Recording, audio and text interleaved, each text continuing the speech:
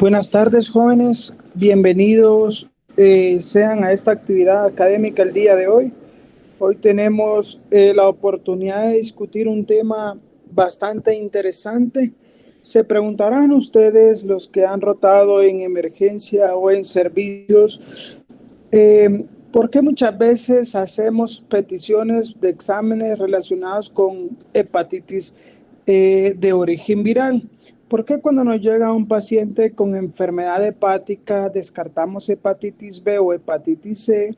¿Por qué cuando tenemos un paciente con alcoholismo, con cirrosis o con algún tipo de cáncer de origen hepático, hacemos estudios para hepatitis B y para hepatitis C? Se preguntarán por qué los pacientes que referimos a una ERC, que es la Unidad Nacional del Enfermo Renal Crónico, por qué deben llevar equipo de... ¿Por qué deben llevar la medición de las hepatitis virales? Esa es una pregunta importante. Se preguntarán por qué los pacientes que pasan a UNICAR, que es la unidad, el hospital para enfermedades del corazón, deben solicitárseles hepatitis virales. Y en fin, se preguntarán ustedes por qué a tanto paciente dentro de Hospital Roosevelt hay que hacerle exámenes de hepatitis virales. Bueno, la respuesta a esa pregunta la traen la doctora Marielos y la doctora Marinivia. Las doctoras prepararon una clase donde abarcan los temas, las áreas principales a conocer de las diferentes hepatitis virales agudas, capítulo 332 de su libro de texto. Y quiero mencionar, porque es oportuno mencionar, que las doctoras se comunicaron conmigo desde antes de Semana Santa para poder hacer su presentación, y eso es lo que esperamos de cada uno de ustedes. Por favor, en el desarrollo de la clase queremos que se enfoquen en la característica de cada una de las hepatitis, porque vamos a hablar de 5 diferentes, cuál es el método de transmisión de cada una, que hace una parte importante del diagnóstico diferencial y les va a permitir entender por qué solicitamos tal o tal hepatitis en tal contexto. Y pues vamos a hablar un poco de cómo se diagnostica cada una de ellas y un poco de lo que es el tratamiento de cada una de ellas. Ayer el doctor Gebhardt y la doctora Andrea hablaron un poco de lo que es la curación del tratamiento de la hepatitis C. Bueno, hoy vamos a profundizar también un poquito en eso para que pueda quedar establecido. Pero más o menos ese es el desenlace y la forma en cómo necesitamos que lleven el orden del desarrollo de la clase. Hoy vamos a responder por qué tenemos que pedir hepatitis a todos los pacientes que vamos a referir a estas áreas, y vamos a hablar un poco de lo que es la hepatitis que nos afecta del 30 al 45% de los pacientes durante la infancia. No todos se hospitalizan, pero algunos sí. Y yo creo que más de alguno de los que estamos aquí presentes hemos tenido lo que es hepatitis A. Y por último, se darán cuenta que en el área de admisión al hospital, en el área de entrada al hospital, están ahorita en una campaña de vacunación para hepatitis B. O también se darán cuenta que al inicio de cada rotación, el doctor Juan Pablo Moreira y nosotros les pedimos que tengan su carnet de vacunación contra hepatitis B. Bueno, hoy vamos a dar respuesta de por qué se tiene que vacunar el personal de salud y por qué solicitamos ese carnet de hepatitis B previo a ustedes puedan entrar al hospital. Doctora Marielos, doctora Marinivia, les cedo la palabra. Bienvenidos. Muchas gracias, doctor. Bueno, buenas tardes. Nosotros somos Marielos Gatica y Marinivia Figueroa. Vamos a hablarles sobre hepatitis viral aguda.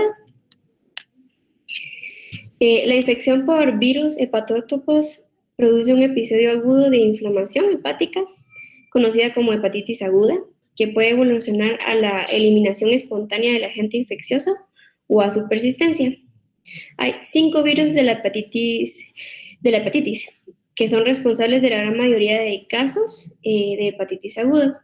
Y en esta diapositiva los dividimos en 2 subgrupos, que son por su transmisión. La A y la E generalmente se transmiten a través del contacto con alimentos o agua que ha sido contaminada por las heces de una persona infectada.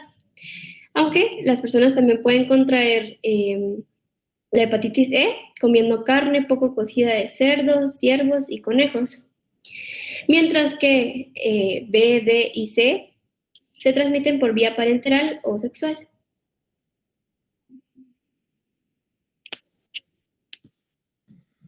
Bueno, y entonces, ¿cuáles van a ser los síntomas que podemos encontrar?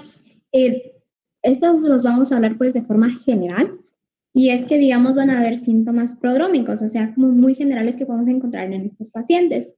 Entre los principales está la anorexia, la fatiga, náuseas, vómitos, malestar general, cefalea, mialgias y fotofobia, ¿verdad? Y estos por lo general, digamos, pueden preceder 1 o 2 semanas antes de la aparición de ictericia. Otro de los síntomas que se van a dar ya al aparecer ictericia, pues por lo general van a disminuir estos síntomas prodrómicos. Sin embargo, se puede presentar una hepatomegalia y un dolor en el cuadrante superior derecho. Más o menos del 10 al 20% de los casos pueden presentar adenopatías cervicales y esplenomegalia, además de una pérdida de peso de 2.5 a 5 kilogramos, ¿verdad? Y ya durante la fase de recuperación, pues los síntomas generales ceden, suele persistir hepatomegalia leve y ciertas alteraciones bioquímicas. Quiero que me pongan la anterior, por favor, las anteriores. La anterior. Bueno, acá quiero que tomen nota y se preguntarán que por qué se enferma tanto la gente con hepatitis A. Bueno, la hepatitis A normalmente tiene que ver con el método de transmisión, como le explicó, es a través del método feco-oral. Cualquier alimento que ustedes consuman y esté contaminado va a llevarles a desarrollar lo que es la hepatitis A. Por eso es una enfermedad que se da más que todo en niños, porque andamos comiendo cuando somos niños cosas diferentes, cosas que a veces recogemos del suelo o cosas así. Y en la edad adulta, por eso hay que tener cuidado donde uno se va a comer, porque tiene mucha relación con los lugares donde venden hortalizas o vegetales. Las personas que del campo van y defecan en el campo, y normalmente viene una lluvia, arrastra esto, esta persona estaba enferma y llega a las hortalizas o los vegetales, después se consumen y es cuando se enferman. O simple y sencillamente hay alguien enfermo en la casa y esta persona puede enfermar al resto de la familia. Recuerden que es un virus, tiene alta transmisibilidad y es de transmisión fecal oral. Por eso una persona con hepatitis A tiene que tener medidas de cuidado específicas y de aislamiento para no enfermar al resto de la población. Aquí también hay que mencionar que la hepatitis E es la otra, que es fecal oral, pero esta tiene mucha incidencia en las zonas donde es endémica. De hecho, podrán creer ustedes que en este apartado podrán creer ustedes que lo que es el virus de la hepatitis E es la causa más habitual de hepatitis vírica en las zonas endémicas. Por ejemplo, el centro y sur de África. Ustedes saben que en África existe toda enfermedad que se puedan imaginar, pero incluso en México la hepatitis E es endémica. La hepatitis B y C es por vía de transmisión parenteral y sexual, usuario de drogas intravenosas, pacientes que requieren transfusiones sanguíneas por el acto sexual, y una parte importante de la transmisión es por vía transversal de madre a hijo. Y deben tener en cuenta por eso que los pacientes que van a hacer y que van a ir a una ER, que se conectan a una máquina, que se hemodializan, que tienen movimiento de sangre y todo, deben tener descartada esta patología para no infectar a otras personas. Y de antemano les decimos que para que un paciente tenga hepatitis D, normalmente debe estar precedido o coinfectado con hepatitis B. Nada más esto quería agregar de este slide. En el siguiente slide, las doctoras les están contando de forma general cuáles son los síntomas que puede presentar su paciente, pero realmente los síntomas suelen ser inespecíficos y la duración del tiempo puede ir desde 6 semanas hasta 6 meses para que una manifestación clínica se haga presente, ¿verdad? Y obviamente, de acuerdo a la gravedad o a la severidad del caso, la manifestación clínica que vamos a tener. Pero ya cuando vimos cirrosis, vimos las manifestaciones clínicas que se van a presentar. Por ejemplo, sabemos que la alteración, la ictericia es un factor común cuando el hígado está muy afectado, podemos tener, hay dolor porque es hepatitis, el hígado está inflamado, la cápsula de Gleason está distendida, por eso hay hepatomegalia, ¿verdad? Y el paciente tiene pues síntomas generales. Gracias, doctora. Entonces también vamos a mencionar un poco de la anatomía patológica, así de forma breve. Y es que, digamos, al estudio pues, microscópico se va a encontrar un infiltrado panlobular de células mononucleares que va a estar constituido por linfocitos, células plasmáticas y eosinófilos. No sé si se alcanza a ver, pero en la primera imagen están unas flechas blancas y ahí como que se puede mirar parte del infiltrado que les estoy comentando, ¿verdad? También se va a dar un fenómeno que es la hiperplasia de células de Koffer y pues también puede aparecer grados variables de colestasis, ¿verdad? De forma general, la lesión celular hepática pues va a constituir de degeneración y necrosis de los hepatocitos, colapsos celulares y abombamientos de las células y degeneración, degeneración, ¿verdad? Acidófila de los hepatocitos. Ahora, digamos, cuando esta infección ya progresa a un estado crónico, estos hepatocitos se van a ver de forma grande, con citoplasma con aspecto de vidrio esmerilado, y se pueden identificar con una tinción que es de orceguina o de fucsinaldehídica, ¿verdad? Y pues en la imagen inferior, pues podemos observar, ¿verdad?, estos hepatocitos con aspecto de vidrio esmerilado.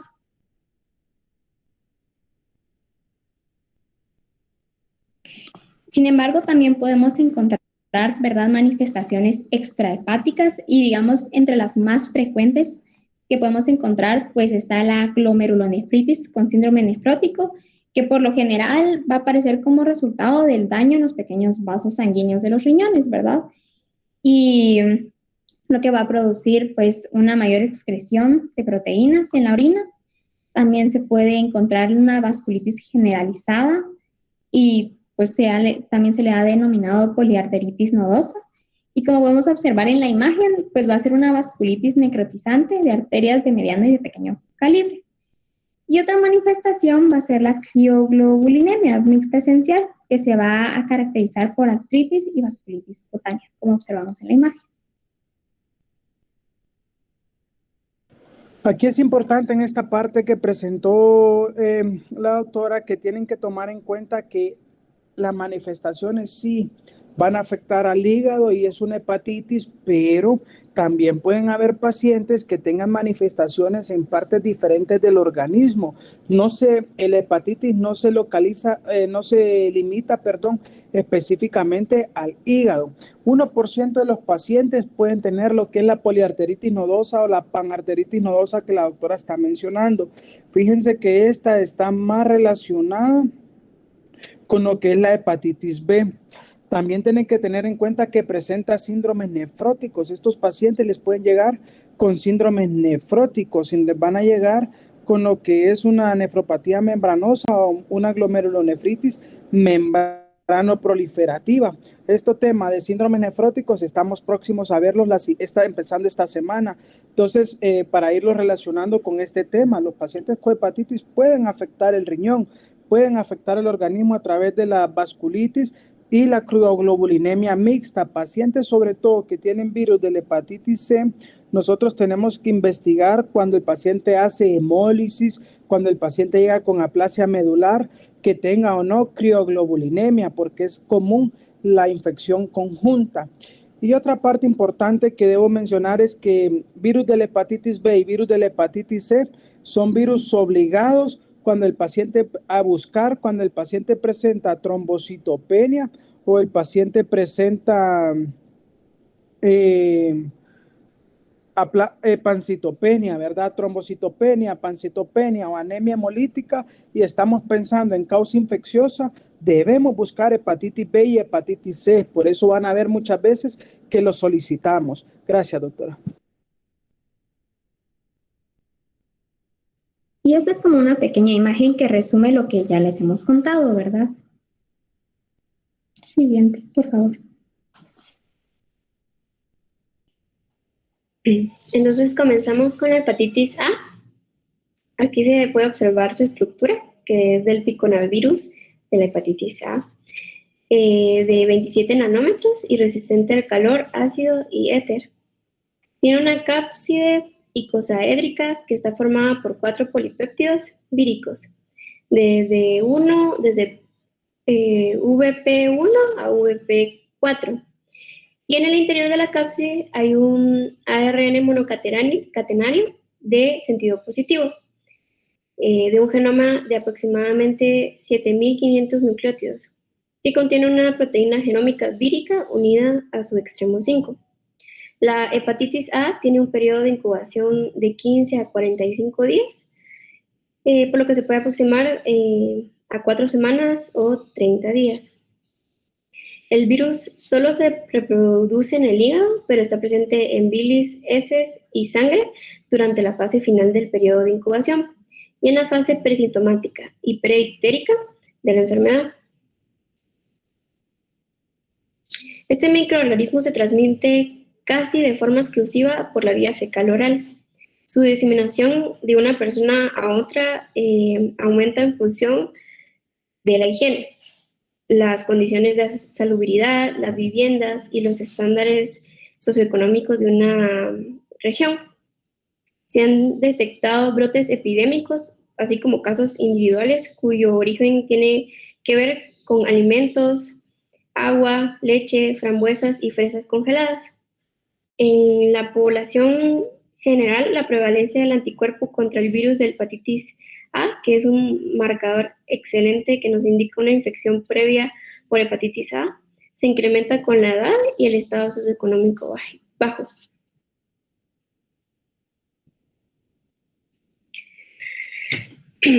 Entonces, se puede detectar anticuerpos contra virus de hepatitis A, que son IgG y IgM, durante la enfermedad aguda, cuando se incrementa la actividad de las aminotransferasas séricas y aún hay virus en las heces. Esta respuesta precoz se debe sobre todo a los anticuerpos de IgM, que es esta línea amarilla, y se mantiene durante varios meses, casi 3, y raras veces de 6 a 12 meses. Sin embargo, durante la convalecencia, los anticuerpos contra el virus que predominan son de tipo IgG, que van en aumento, ¿verdad? Por tanto, el diagnóstico de la hepatitis A durante la fase aguda de la enfermedad se basa en la demostración de anticuerpos contra el virus de tipo IgM. Y una vez superada la enfermedad aguda, los anticuerpos de tipo IgG se detectan de forma indefinida y los pacientes con anticuerpos contra el virus son inmunes a la reinfección. Hay que tomar en cuenta que este análisis puede verse afectado ya que el factor reumatoide puede originar falsos positivos.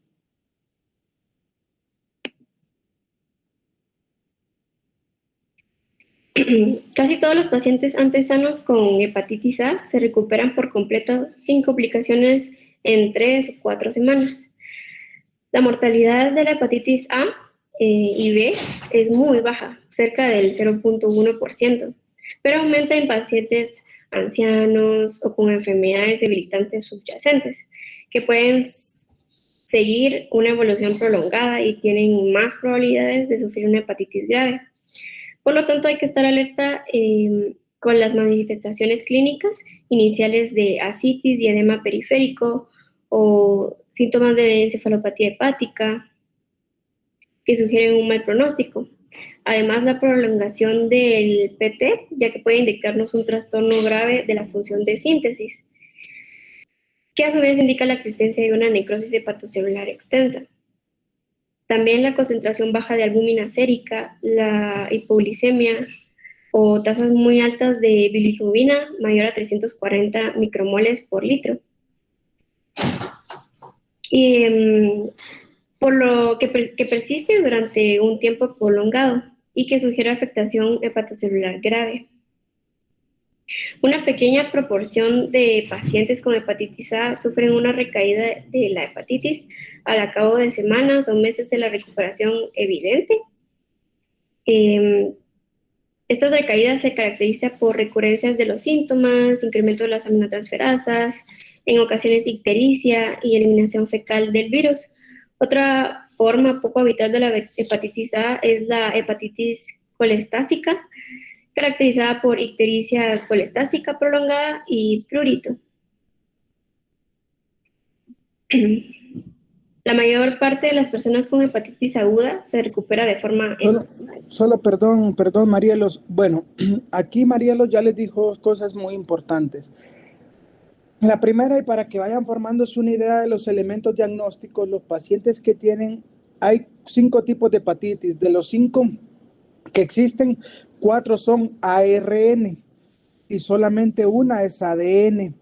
Entonces, partamos de ahí. Todas las que son ARN, la forma de diagnosticarlas va a ser mediante anticuerpos agudos como anticuerpos de inmunoglobulina M o anticuerpos que detectan memoria o enfermedad pasada como lo son los anticuerpos de inmunoglobulina G.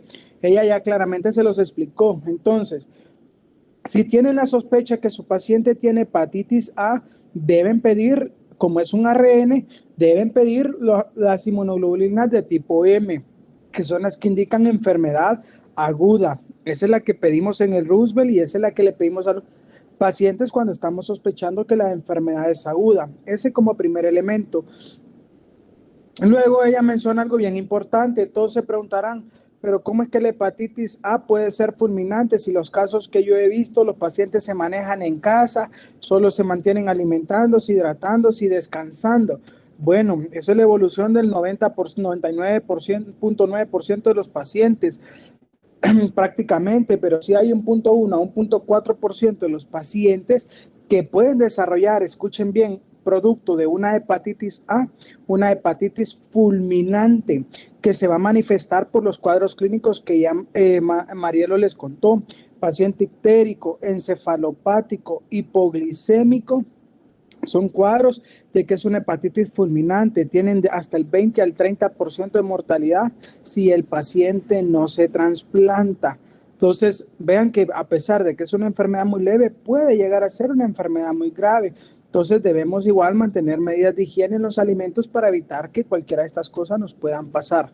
Bueno, esos son los 2 elementos claves, que puede ser esta fulminante y que los de ARN normalmente el diagnóstico que utilizan son anticuerpos, ¿verdad? Gracias, Marielos. Solo antes de pasar a la siguiente, quisiera... Bueno, estas preguntas que le voy a hacer son básicamente para motivar a que participe el auditorio y ver qué opinan ustedes también. Existen cuadros de hepatitis viral aguda que no cursan con ictericia. ¿Tenemos alguna idea más o menos de qué porcentaje de pacientes con hepatitis A tienen hepatitis anectérica o todos tienen que tener ictericia? Esa es la primera pregunta. Y la segunda pregunta tiene que ver con algunos signos que el paciente puede referir, que de hecho uno debe buscar intencionadamente o preguntar intencionadamente cuando está evaluando al paciente para pues, evaluar o considerar si los tienen presentes. Uno es la situación de la coluria y la otra es la acolia. ¿A qué se refieren esos términos, doctoras?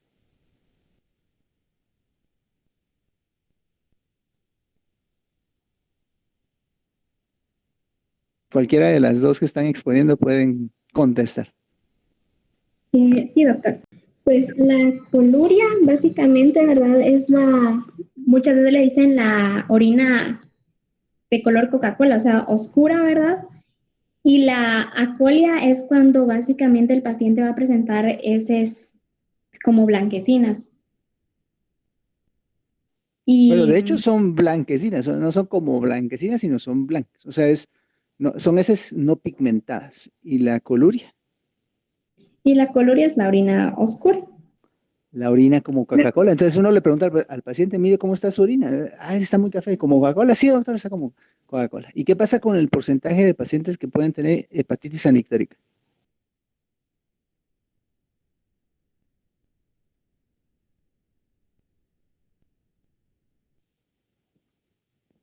Esto es importante porque de hecho no todos lo tienen. pero digamos que el porcentaje está oscilando entre un 5 a 10, 15% tal vez de pacientes que tienen hepatitis viral aguda, sobre todo hepatitis A, y no tienen ictericia.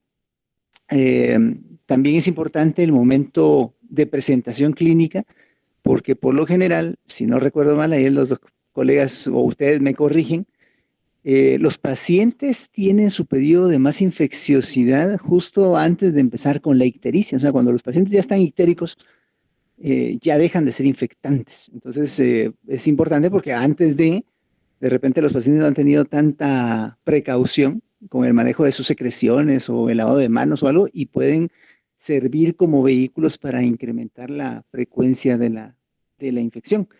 Y también es importante, me imagino que lo van a mencionar más adelante, que esta es una enfermedad completamente prevenible, no solo con los cuidados habituales de higiene, sino también por medio de la vacunación. Así que, pues, adelante, doctora, sigamos.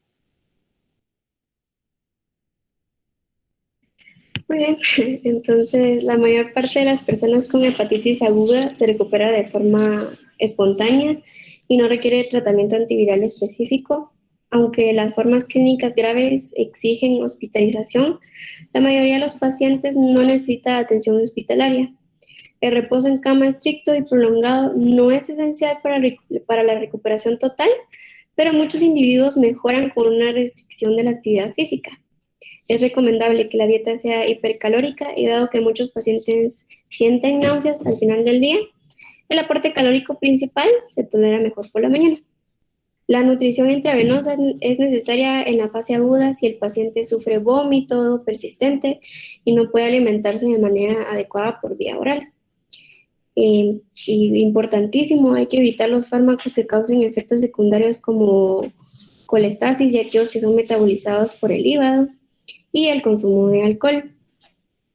Casi nunca es necesario el aislamiento físico de los pacientes con hepatitis en una habitación y baño individual, salvo en aquellos casos de la hepatitis, en este caso A, con incontinencia fecal, y obviamente siempre hay que tener en cuenta las medidas higiénicas. Y finalmente, en la profilaxis se dispone de inmunización pasiva con inmunoglobulina, y de inmunización activa con una vacuna de virus muertos. Esta se recomienda el refuerzo cada 6 a 12 meses.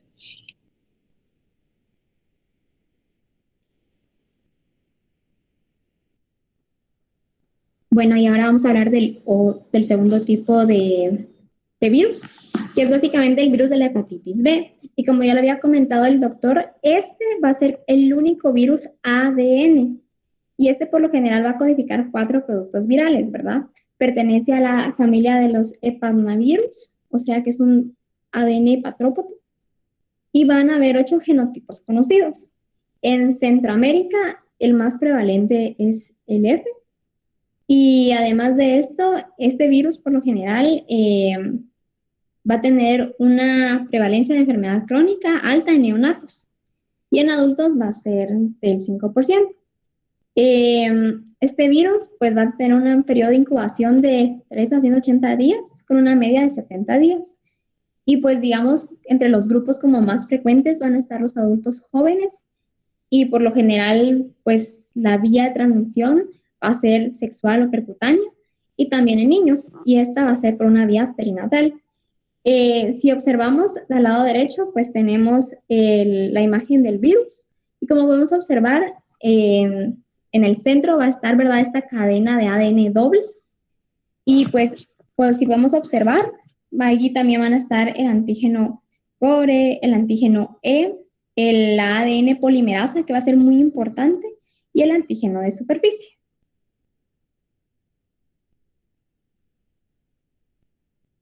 Va. Y aquí pues vamos a explicar un poquito la patogenia de este virus, ¿verdad?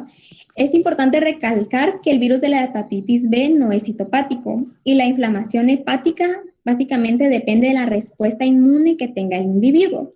Entonces, ¿cómo vamos a iniciar o cómo va a iniciar este virus? Pues va a entrar al torrente sanguíneo, ¿verdad? Por la vía, como ya habíamos observado, perinatal, cutánea o sexual. Y al entrar, básicamente va a ir a buscar el hígado. Al entrar en contacto con el hepatocito, pues se va a liberar la cápside y va a entrar en el citoplasma. Y es aquí donde esta ADN polimerasa va a empezar a actuar, ¿verdad? Y lo que va a hacer es que va a completar la doble cadena de ADN y entonces se va a poder iniciar la transcripción. Esta transcripción lo que va a permitir es que el virus pueda sintetizar las proteínas que hemos mencionado anteriormente. Y pues esto lo va a generar por medio de pues cadenas de ARN. Entonces va a generar estas proteínas y luego por medio del aparato de Golgi pues básicamente se va a encapsular y va a permitir básicamente que el virus pase a través del torrente sanguíneo y se empiece a diseminar. Estando ya dentro de pues la sangre, que se genera esta como viremia, básicamente las defensas lo que van a hacer es reconocerlo, ¿verdad? Y entonces va a empezar como esta interacción que va a depender mucho de la respuesta inmune que tenga el individuo. Al presentarse esto, digamos, ¿qué es lo que podemos encontrar en nuestro paciente? Como básicamente el hígado va a estar siendo afectado, pues podemos encontrar que, por ejemplo, las funciones normales del hígado van a estar disminuidas, ¿verdad? Como es la desintoxicación de sustancias dañinas, o sea, va a reducir esta habilidad. También, digamos, no se van a poder como mantener los niveles óptimos de glucosa porque va a estar dañado el hígado. También va a afectar los factores de coagulación, por eso es que podemos encontrar pues tiempos de coagulación prolongados. Y básicamente la conversión también del colesterol en sales biliares va a estar afectada.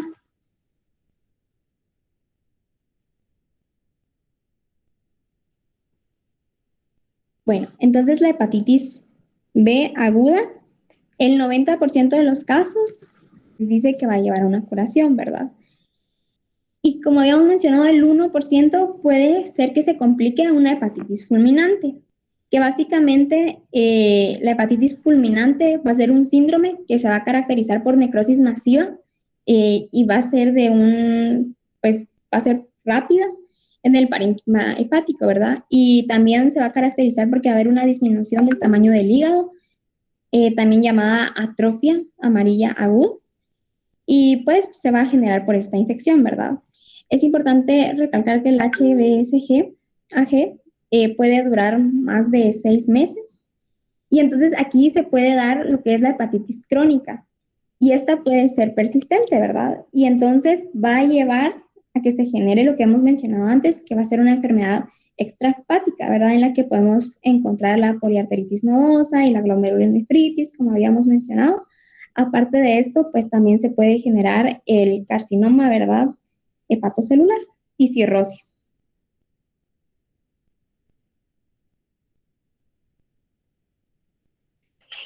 Bueno, en la prevalencia la hepatitis B se divide en alta, con un mayor de 8%, una media donde se observa Guatemala y otros países que representan de un 2 a 7% y baja con menos de 2%. Acá puse una imagen sobre los factores de riesgo que considero que es muy importante. Como primer lugar, tenemos que realmente las mayorías de personas infectadas con hepatitis B no encajan en ningún grupo de factor de riesgo que pueda ser para contraer hepatitis B, pero sí podemos mencionar las que tienen mayor porcentaje como la drogadicción, las múltiples parejas sexuales y considero que es importante para nosotros las inoculaciones parenterales en el entorno sanitario. Y esto incluye pinchazos, pacientes en hemodiálisis, en cirugía y en dentista, incluyendo no solo a los pacientes, sino al personal sanitario de esos lugares, ¿verdad? Entonces considero que es un dato bastante interesante que podemos tomar en cuenta, ya que por nuestra profesión, ¿verdad? Y los demás factores, actividad homosexual, contactos domésticos en pacientes con hepatitis B y contacto sexual. Bueno, para el diagnóstico Se puede diagnosticar una infección por hepatitis viral B si se detecta el antígeno de superficie del virus en el suero. En raras ocasiones la concentración del antígeno es demasiado baja para detectarse durante la infección aguda por hepatitis B, incluso con la actual generación de inmunoanálisis de alta sensibilidad. En estos casos, el diagnóstico puede establecerse por la presencia de anticuerpos IgM. Además, hay que mencionar que en los pacientes con hepatitis B aguda es raro detectar anticuerpos contra el antígeno de superficie en presencia del mismo antígeno de superficie. Pero tras la inmunización con la vacuna de la hepatitis B, que aquí está, el único marcador serológico que aparece es el anticuerpo contra el antígeno de superficie. Otro marcador serológico que puede ser valioso en los individuos con hepatitis B es el antígeno E del virus, que encuentra su principal utilidad clínica como indicador del grado de infectividad. Además, ya se disponen de métodos para detectar el DNA del virus de hepatitis B en el hígado y en el suero. Y estos son más sensibles y cuantitativos con respecto al diagnóstico, ¿verdad?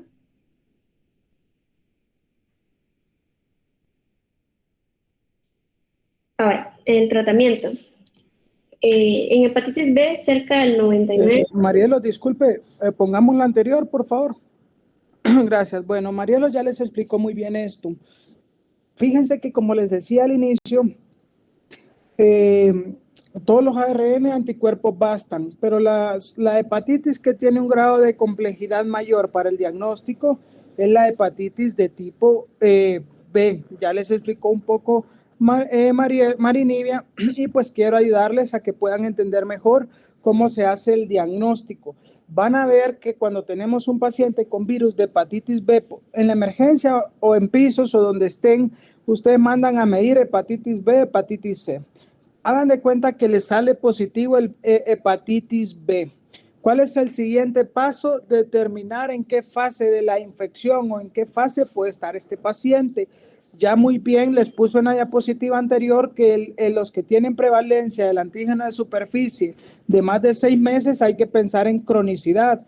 Y mediante la gráfica donde les mostró la doctora todo el proceso de incubación y replicación viral, era importante conocer ese slide para poder comprender estos elementos de los que vamos a hablar ahorita. Entonces, el único que cambia en la forma de hacer diagnóstico es el B. Por eso vamos a hacer énfasis en este apartado en este momento.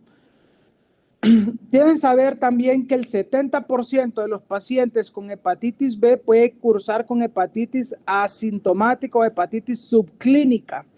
De acuerdo, contestando un poco a lo que dice el doctor de los que cursan sin ictericia. Bueno, esa es una parte de la respuesta a esa pregunta. En la hepatitis B, 70% pueden ser hepatitis subclínicas.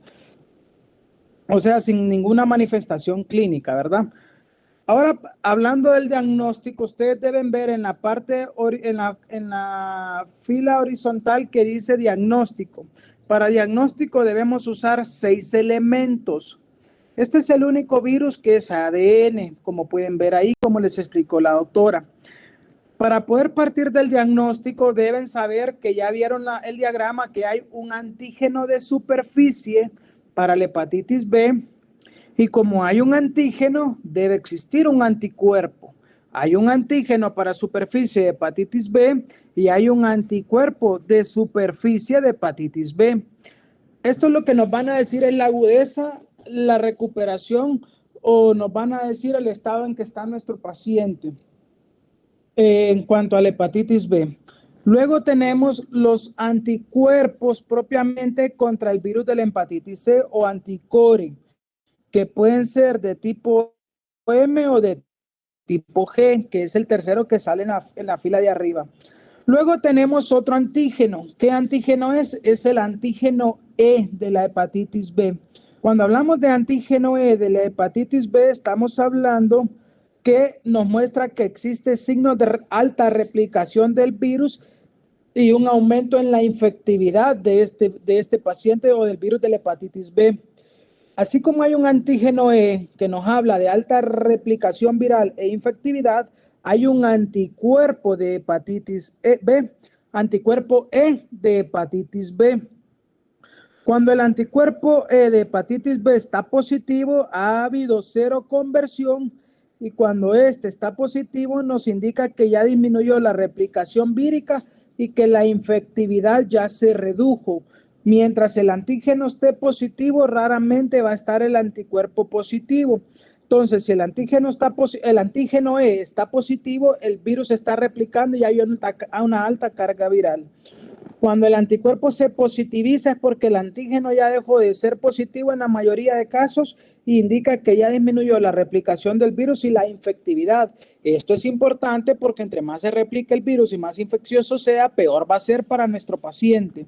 Y el sexto elemento, como es un virus ADN, es ir y medir la carga viral de este ADN del virus de la hepatitis B. ¿Ok? ¿Para qué sirve evaluar esos 6 elementos? Bueno, tenemos que hay 6 posibles escenarios: una hepatitis aguda, o sea, una inflamación aguda del hígado, un periodo de ventana donde no hay nada manifiesto, pero el virus está presente y se está replicando, un periodo de recuperación de aquel paciente que tuvo hepatitis B y se recuperó, no pasó a la fase crónica. Inmunización, esta es la que todos nosotros que nos vacunamos contra la hepatitis B debemos evaluar. Y tenemos hepatitis crónica, pero vean que la hepatitis crónica puede ser con alta replicación del virus, o sea, tiene el antígeno E positivo, o con poca replicación viral, o sea, tiene el antígeno E de hepatitis B negativo. ¿Qué nos determina cada una de esas 6 ventanas? Bueno, voy a decir que mi paciente está en un episodio de hepatitis aguda porque yo vine y le hice el antígeno de superficie en la emergencia y me salió positivo. Doctor Velázquez, mire, tengo un paciente con un antígeno de superficie para hepatitis B positivo. ¿Cuál es el siguiente paso? Vamos a mandar a pedir los 6 elementos totales. Si solo tengo el antígeno de superficie positivo, tengo mi anticuerpo de superficie negativo y lo que tengo es una inmunoglobulina M en los anticuerpos core o de hepatitis B, más un antígeno E positivo y carga viral positiva, tengo una hepatitis aguda. Todo es agudo. Miren, carga viral alta, replicación viral importante, anticuerpos que indican enfermedad aguda como es el M, y por supuesto el antígeno de superficie tiene que estar positivo. Hepatitis aguda, todo lo que es agudo. Periodo de ventana, el único que solo hay 2 elementos que nos pueden predeterminar si un paciente está en periodo de ventana o no. Sabemos que el paciente tuvo contacto con una persona, contacto sexual, o sabemos que es usuario de drogas intravenosas y compartió una jeringa con alguien que sabemos que tiene hepatitis B, pero nos sale el antígeno de superficie positivo, pero nosotros seguimos creyendo que pueda tener hepatitis, aunque todavía no está positivizado todos los marcadores serológicos. ¿Qué hacemos? Buscamos en el periodo de ventana. ¿Cuál es el único que nos puede determinar que realmente tenga hepatitis B en periodo de ventana? El anticuerpo core o contra hepatitis B, pero de tipo inmunoglobulina M. Miren, el de superficie aún va a estar negativo, también el anticuerpo. Los de antígeno E y anticuerpo E pueden estar negativos, pero el anticuerpo core o contra hepatitis B de tipo M va a estar positivo. Este es el que nos determina periodo de ventana.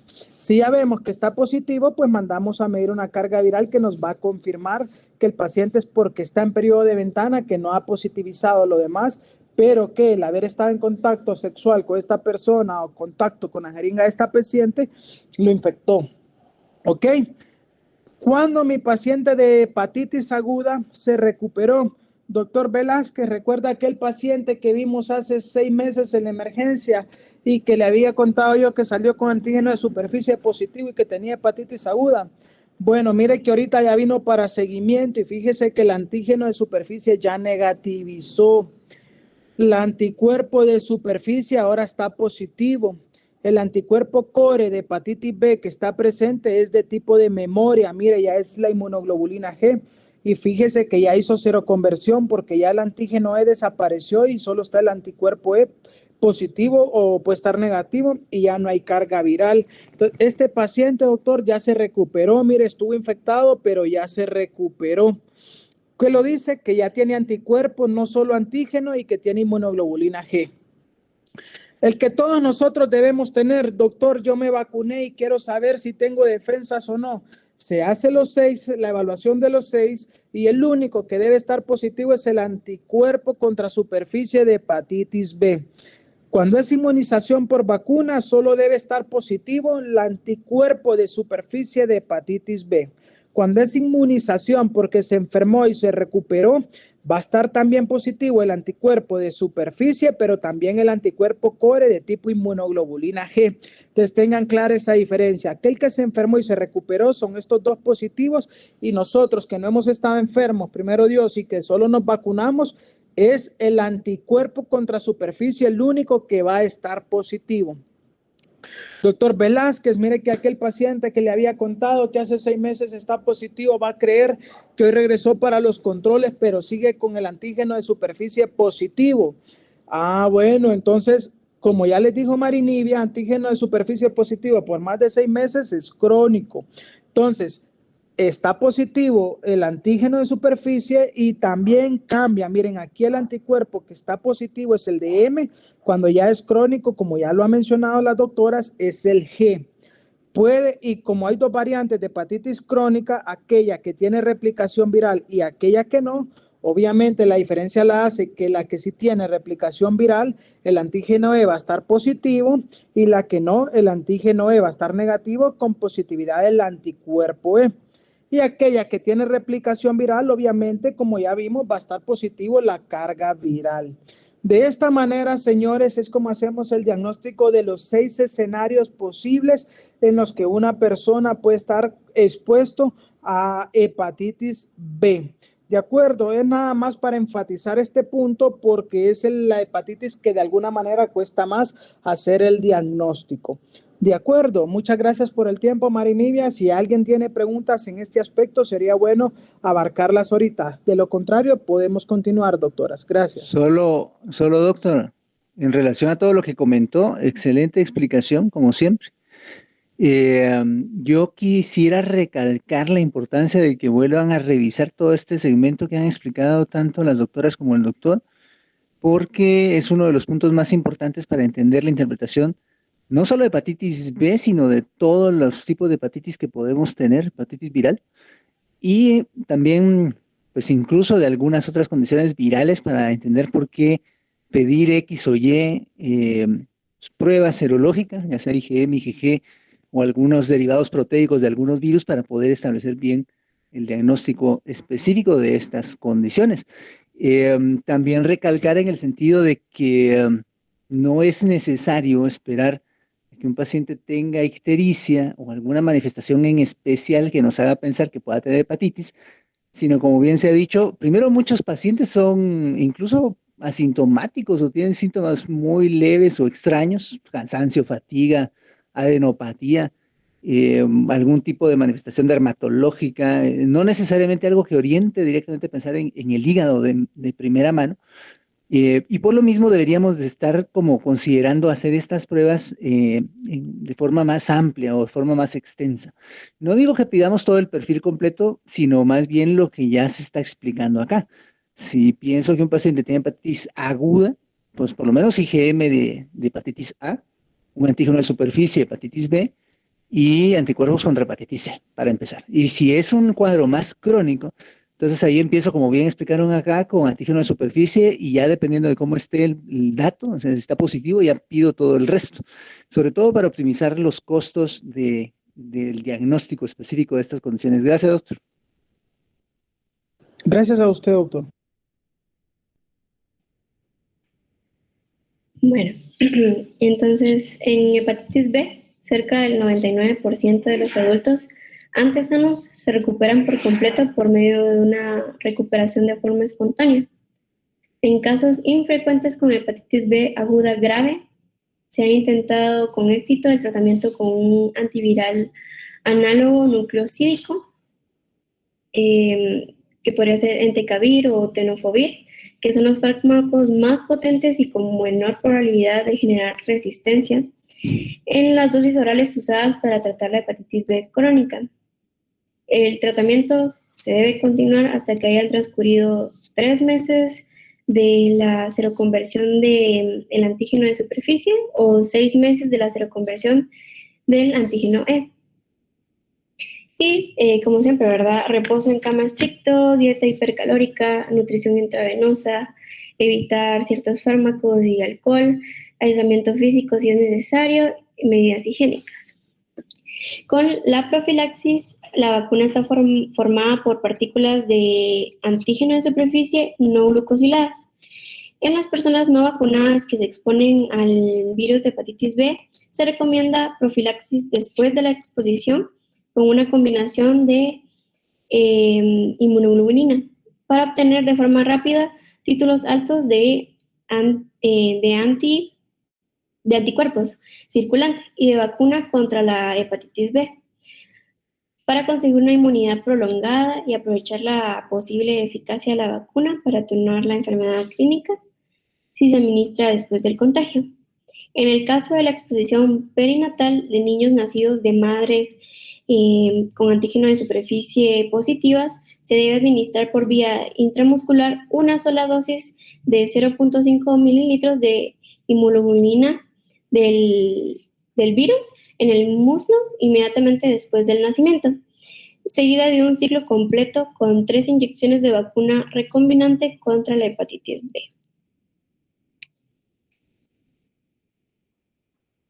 Bueno, y ahora con la Solo hepatitis C. acá en el tratamiento de la hepatitis B, quisiera agregar que para la hepatitis B, pues es una causa aguda. Como ya dijo la doctora, es tratamiento de soporte, hospitalizar y pues ver que no hayan progresión a una enfermedad hepática fulminante, como ya hemos venido hablando.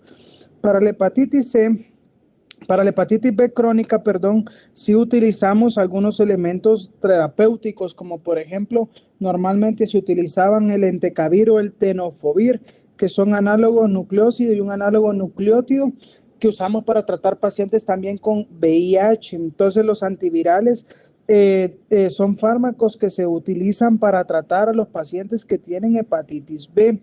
Entonces, tienen que tenerlo en cuenta también y normalmente preferimos tenofovir a entecavir si el paciente ya tuvo algún tipo de resistencia a otro antiviral. Si tienen un paciente con virus de hepatitis B y VIH, que es común que estén coinfectados, el tratamiento debe ser con 2 fármacos antivirales activos contra ambas. Entonces, nada más para que tomen en cuenta que los pacientes con virus de la hepatitis B se tratan con antivirales de tipo entecavir o tenofovir, son los principalmente utilizados, ¿verdad? También tengan eso en cuenta como tratamiento, pero de este no hay curación, puede haber remisión, puede haber que la enfermedad se estabilice, pero probablemente curación asociada al uso de antivirales no es común, como sí lo es en el virus de la hepatitis C. Gracias. Muy bien, entonces ahora con la hepatitis C. Este va a ser un virus ARN del género Hepacivirus y de la familia Flavivirus. Existen 6 genotipos y el periodo de incubación se puede dar entre 6 a 7 semanas. Como vamos a mirar en su estructura, ¿verdad? Va a tener una antigua, ¿verdad? No se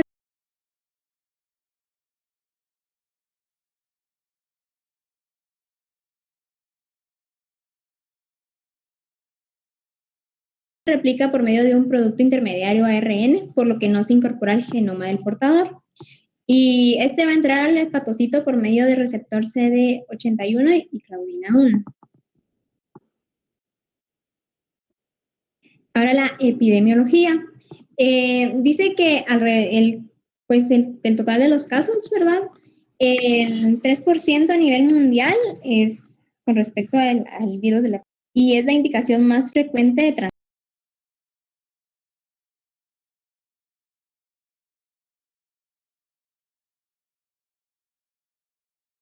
trasplante de hígado.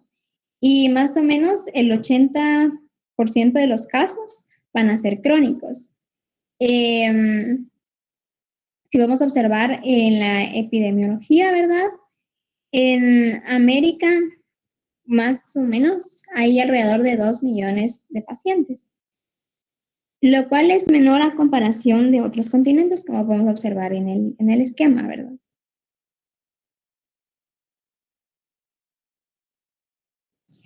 Ahora, como hemos mencionado, la transmisión va a ser por vía percutánea, perinatal y sexual. La edad más frecuente dice que va a ser cualquier edad, pero es mucho más frecuente en personas adultas. Y el periodo de incubación va a ser de 15 a 160 días, con una media de 50 días. La recuperación completa se va a dar de 3 a 4 meses después de la aparición de la fase ictérica.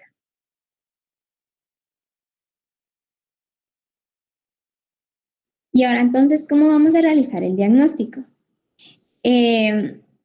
Pues vamos a detectar ARN-VHC y anti-VHC. Entonces, si encontramos estos dos positivos, nos va a indicar que la hepatitis C puede ser aguda o crónica. Si solo encontramos el anti-VHC, nos indica que es una hepatitis C curada. Y un ARN-VHC es una infección aguda precoz. En la hepatitis C se da algo muy característico, que es, digamos, las oscilaciones que van a haber entre el resultado que vamos a obtener de la ALT, ¿verdad? Dice que aquí la ALT va a tener una elevación intermitente. Eso significa que, pues, por periodos va a elevarse y otros va a disminuir y así se va a mantener. Y este va a ser como el ritmo que va a llevar durante toda esta enfermedad. Como podemos observar en el esquema de la par, la hepatitis C aguda, pues va a ser autolimitada y más o menos tiene que llevarse de 10 a 30 años para que esta, digamos, se pueda desarrollar de una forma crónica, en la que alrededor del 20 al 30% de los casos puede generar cirrosis. Y de este porcentaje, ¿verdad?, pueden evolucionar del 5 al 10% en carcinoma hepatocelular y del 5 al 10% pueden desencadenar en una muerte. Es muy importante mencionar que, digamos, la velocidad de progresión de esta enfermedad crónica va a depender mucho si hay alguna enfermedad concomitante. Entonces, si por ejemplo el paciente tuviera VIH, más o menos se necesitan alrededor de 9 años para que esta se desarrolle de forma crónica y puedan aparecer algunas de las que ya mencioné. Otro factor como de riesgo muy importante es si consume alcohol. De ser así, se van a necesitar 10 años aproximadamente para que se desarrolle este cuadro crónico. Y también es muy importante ver si tiene alguna otra infección como el virus de la hepatitis B. Y si este paciente no recibe ningún tratamiento, alrededor de 27 años se va a desarrollar este cuadro y puede desencadenar en la muerte. La edad también es importante. Si los pacientes adquieren la infección a edades más tempranas, tienden a evolucionar más rápido también. Sí, sobre todo si son menores de 40 años.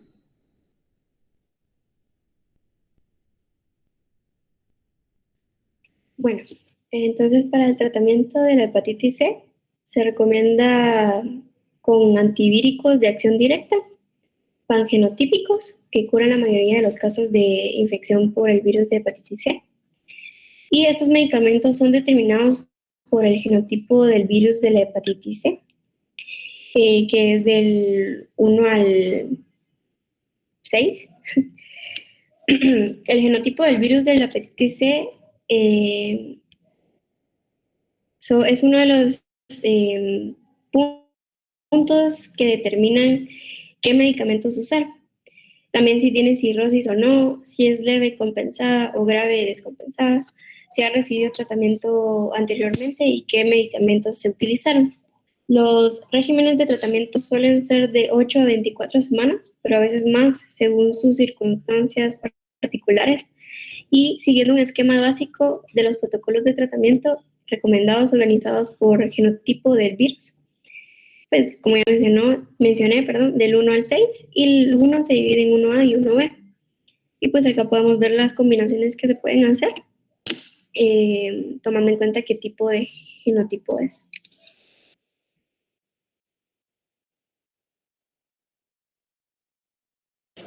Bien, en este punto, ayer ya habíamos hablado un poco de los antivirales orales de acción directa, ya el doctor Gebhardt nos había ilustrado también de cuál es el esquema que se utiliza en el Hospital Roosevelt. Nosotros pues queríamos hablar un poquito y ampliar un poco del panorama. Bueno, ya la doctora les enseñó que si hay, este es un ARN también, ARN, si hay la presencia del ARN monocatenario en la carga viral y en los anticuerpos de virus de hepatitis C están negativos, entonces estamos hablando que es una infección aguda. Si si el ARN del virus de la hepatitis C está positivo y el anticuerpo también, estamos hablando de que es una enfermedad crónica. Cuando el ARN está negativo, o sea, la carga viral está negativa y el virus de la hepatitis, el anticuerpo es el positivo, estamos hablando que puede ser una enfermedad resuelta. A partir de ahí debemos saber que hay 6 genotipos probables de hepatitis C. Y por lo tanto debemos usar un tratamiento que sea pangenotípico, como decía Marielos. Tenemos que entender que en el tratamiento contra el virus de la hepatitis C hay componentes individuales que es el inhibidor de la ARN, porque es un virus de ARN, como los que terminan en buvir. Ahí tienen el ejemplo del sofosbuvir. Tenemos también los que terminan, los inhibidores del núcleo S5A, que son los que terminan en asbir, como el velpatasvir o ledipasvir, el basvir. Y tenemos uno que es un inhibidor de los núcleos SS3 y 4A de la proteasa, que son los que terminan en previr. ¿Por qué les quisimos poner este cuadro? Porque, como decía Cristian, el sofosbuvir y el velpatasvir son generalmente, es el tratamiento que usamos en el Roosevelt. Este es principalmente para el genotipo 1 y para el genotipo 6. Entonces, cuando damos en el Roosevelt antes, no había tratamiento, se desarrolló eso como ya les contó Cristian, y ahora empezamos a curar a los pacientes con hepatitis C. A día de hoy, el doctor Abel Sánchez es quien maneja la clínica de hepatitis en la clínica y llevan 112 pacientes curados. 112 pacientes curados para hepatitis C a día de hoy. Entonces, muchas veces, como este solo es para el genotipo 1 y 6, vamos a encontrar que los pacientes pueden hacer algún grado de resistencia o vemos que no hay mejoría o reducción de la carga viral cuando toman estos dos medicamentos. En esos casos, lo que hay que hacer es agregar un inhibidor de la proteasa. Miren cómo es el voxilaprevir, porque este sí ya definitivamente ya es un pangenotípico, ya actúa contra el tipo 1, 2, 3, 4, 5 e incluso el 6. Vamos a cambiar a un triple esquema de tratamiento cuando ya ha habido uso previo de antivirales de acción directa. Es decir, que si mi paciente tenía sofosbuvir y velpatasvir, que es el que se usa en el Roosevelt y no mejoró, vamos a agregarle el voxilaprevir para poder tratar todos los genotipos que puedan existir.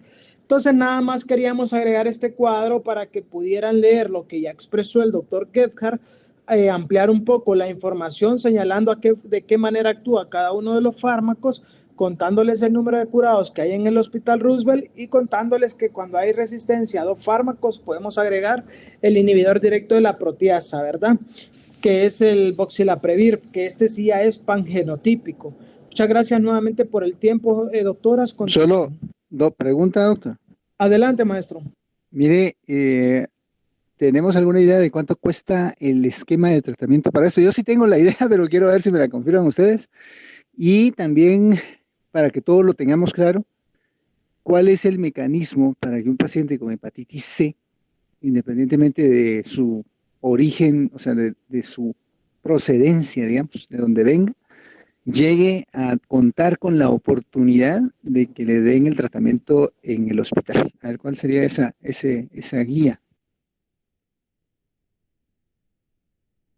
La verdad es que el precio lo desconocemos, doctor. Yo el precio como lo usamos a nivel institucional realmente no he indagado, no sé si Kedjar sabe, pero yo no lo conozco, doctor. Pues si no ha Yo también cambiado, yo también lo si no ha desconozco. cambiado lo que yo sé, está oscilando entre unos 80 o 100,000 quetzales el esquema de tratamiento. Ese es uno de los problemas que ha, digamos, limitado su uso más ampliado y que ha motivado que se maneje a través de programas de ayuda internacional. Entonces, los esquemas de tratamiento en el Hospital Roosevelt y que efectivamente hasta donde yo sé también, todos los pacientes que han entrado al programa se han curado y siguen en cura o en remisión, llamémoslo así. El tratamiento es altamente efectivo. Lo que hay que hacer es dirigir a los pacientes, ya sea a la unidad de gastroenterología, que ahora el doctor Abel Sánchez es el encargado, o a la unidad de gastro o a la unidad de infectología, para que de esa forma se evalúe la posibilidad de que el paciente entre al programa.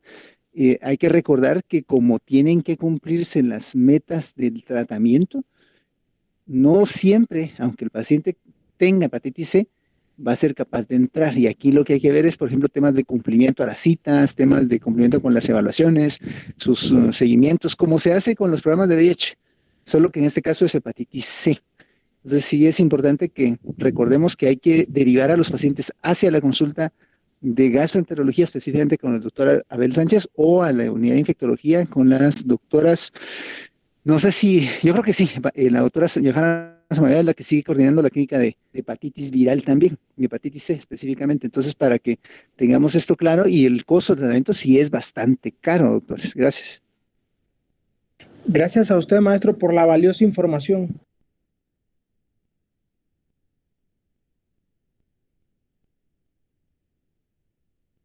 Y ahora la hepatitis D. Este también va a ser un virus ARN y la característica principal de este es que va a ser defectuoso. Esto significa que necesita como la ayuda concomitante de otro virus y va a ser el virus de la hepatitis B, o sea, van a trabajar juntos. Entonces, de esto, digamos, se puede diagnosticar si el virus de la hepatitis D se adquiere al mismo tiempo que el virus de la hepatitis B, se va a diagnosticar como una coinfección. Y si hay un portador crónico de hepatitis B y después aparece la hepatitis D, se va a diagnosticar como una sobreinfección.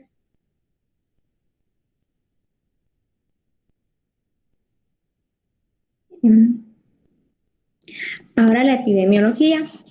Es de distribución mundial y en países mediterráneos es endémica. En países no endémicos está limitada a personas con exposición frecuente con sangre o hemoderivados. Tiene una epidemiología migratoria y está presente hasta en el 5% de los portadores de hepatitis B. Al ser diagnosticada como coinfección, va a tener un bajo riesgo de infección crónica, menos del 5%, y una mortalidad menor al 1%, y va a tener un curso indistinguible de la hepatitis B. Ahora, cuando es diagnosticada como una superinfección o sobreinfección, va a exacerbar la enfermedad crónica base, que en este caso sería la hepatitis B, y va a tener un alto riesgo de infección crónica al 80%, mayor al 80%, y una mortalidad mayor al 5%.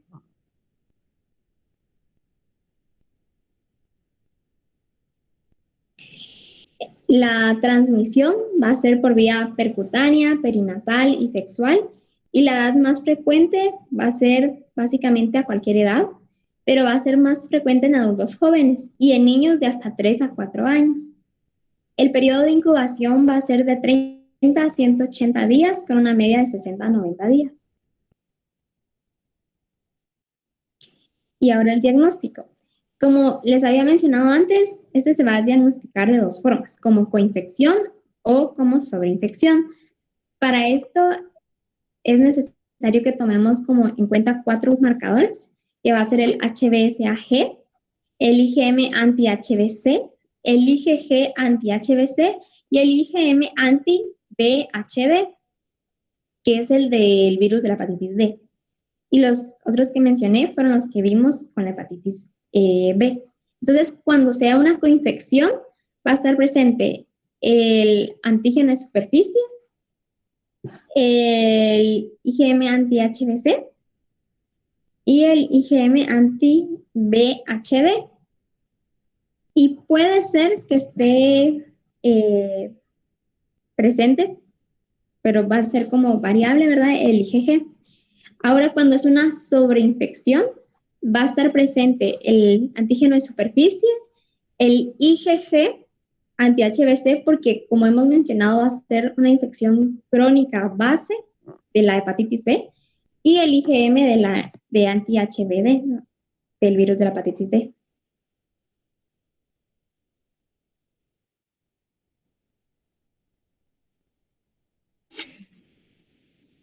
Bueno, para el tratamiento de la hepatitis D, el mejor esquema de tratamiento para este tipo de hepatitis es la vacunación frente al virus de hepatitis B, porque las personas contagiadas, las personas protegidas frente al virus de hepatitis B no pueden infectarse con el virus de hepatitis D. Pero sí hay que tener en cuenta, obviamente, siempre las medidas higiénicas, sanitarias y conductuales. Por parte de los portadores crónicos del antígeno de superficie del virus de hepatitis B, para evitar la sobreinfección del virus de hepatitis D.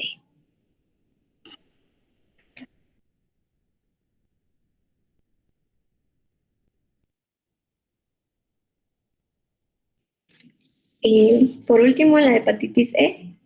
Acá podemos ver el microorganismo que es miembro del género Epevirus de la familia Epeviridae. Es un virus de 27 a 34 nanómetros, sin membrana, termoestable, con un genoma de 7.000 de 200 nucleótidos, con RNA monocatenario de sentido positivo.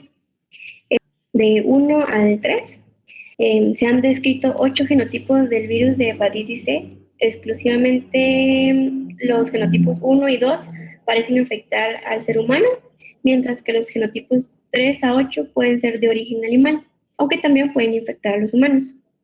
La contribución de la perpetuación de este virus son reservorios animales, sobre todo cerdos, aunque también se encuentran camellos, ciervos, ratas y conejos, entre otros. El virus se ha detectado en heces, bilis e hígado y se excreta en las heces durante la etapa final del periodo de incubación, que es de un periodo de 15 a 60 días, con un promedio de 40. Su transmisión es principalmente fecal-oral. Es la causa más frecuente de hepatitis aguda y existe un riesgo fulminante en el embarazo de un 20%. El virus de hepatitis E es endémico en la mayoría de países en vías de desarrollo del mundo, sobre todo aquellos relacionados al acceso limitado de agua, saneamiento, higiene y salud. El genotipo 1 se ha aislado principalmente en Asia y Norte de África, mientras que el genotipo 2 en América Central y los países de África Occidental. Hay datos que refuerzan la posibilidad de un reservorio zoonótico de hepatitis E, predominantemente en cerdos, que pudiera explicar gran parte de las infecciones subclínicas en áreas no endémicas como en Europa, Estados Unidos y Asia. Es posible detectar tanto IgM, anticuerpos de la hepatitis E, durante los comienzos de la infección aguda, IgG, anticuerpos contra el virus, predominantemente durante los primeros 3 meses. La infección aguda se acompaña de la presencia de ARN del virus en suero y en heces. La viremia se resuelve conforme sobreviene la recuperación clínica y bioquímica, mientras que la presencia de ARN en heces puede persistir después de la viremia durante varias semanas. En la actualidad, es poca la disponibilidad y confiabilidad de los estudios serológicos, virológicos por infección del virus de hepatitis E, pero como diagnóstico podemos tomar que en la fase aguda encontraremos positivo el IgM del anticuerpo contra el virus. Y en la fase resuelta, el IgG, ¿verdad?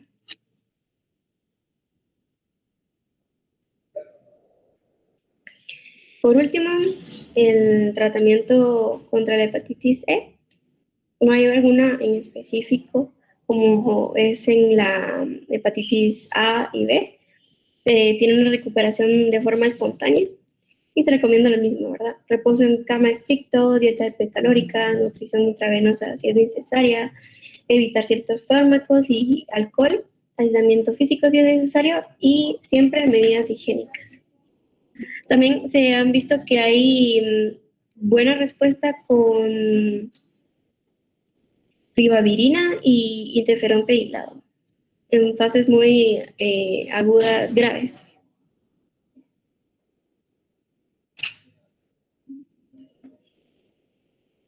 Y aquí tenemos un video para una retroalimentación.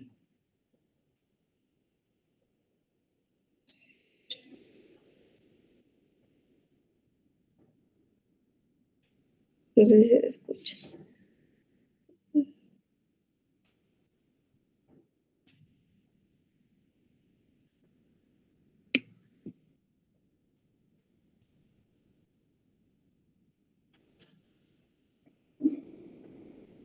Pues no se escucha, pero el que habla en el video tiene acento como argentino, entonces vamos a hablar así. Las hepatitis virales se deben a una infección. No, son mentiras, no. Vamos a ver qué dice aquí. Ah, básicamente es el recordatorio de lo que ya dijeron. Hay diferentes tipos de hepatitis. Estas no son las únicas causas virales de hepatitis. De hecho, ahorita hay reportes a nivel mundial, sobre todo en Estados Unidos y Europa, que llevan mejores estadísticas que nosotros, donde se está viendo un incremento importante en el número de casos de hepatitis severa o grave que llevan a los pacientes, sobre todo pediátricos, a cuadros, a necesidad de trasplante hepático.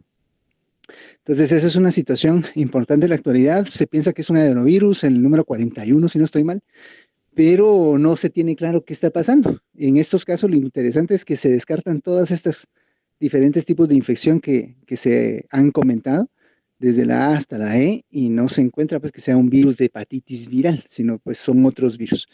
Sigamos, por favor. No sé si está pausado. Y gracias por su atención. Muy bien, ahí estamos. Gracias, doctores. Gracias, doctora, a usted por toda la información que aportó durante la clase. No sé si alguien tiene preguntas o alguien tiene alguna situación particular que mencionar.